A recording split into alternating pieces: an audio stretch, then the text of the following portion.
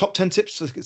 Top 10 tips now to try and wrap up. Top 10 tips for success. That is a bit of a tongue twister. Never risk a plot without planning permission. Some of these plots seem fabulous value and they tell you planning's pending. It's a huge risk. It's not for the ordinary self-builder.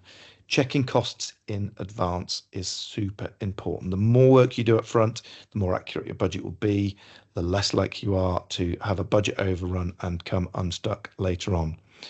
Don't be overambitious and take on too much yourself. There's no point in thinking, the budget doesn't quite stretch to it, so I'm going to do loads of work myself on a DIY basis.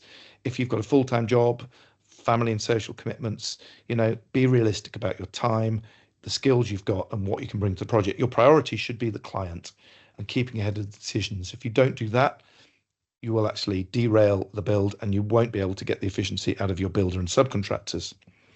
Work with people for whom reputation matters. Now, this is super important. I talked about checking the previous clients of builders, but this also matters for designers, everybody.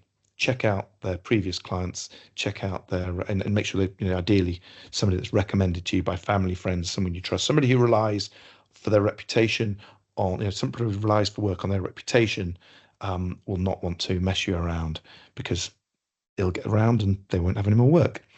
Always get more than one price for everything, not just builders.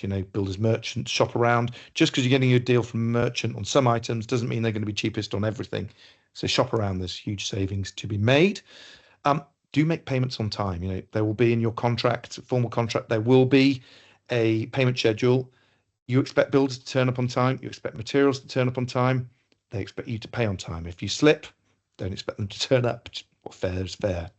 Stay ahead on all the key decisions. Remember, that's super important. That's your number one role, being client ahead of being a DIYer.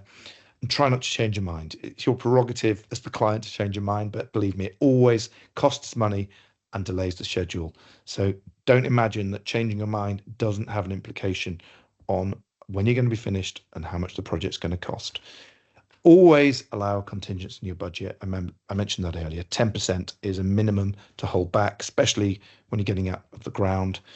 A tip that is really important to look into the VAT: do not pay too much tax. On a self-build, everything should be zero rated. So do not pay VAT on labour or materials supplied by a VAT registered contractor.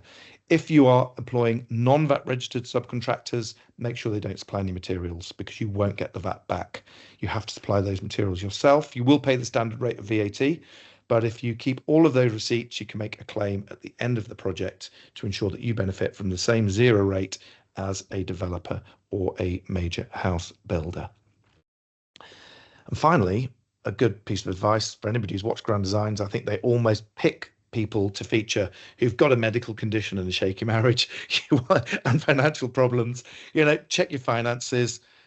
Don't expect a build project to help your relationship problems. Go in with a strong relationship because believe me, it will test it, as it will your health.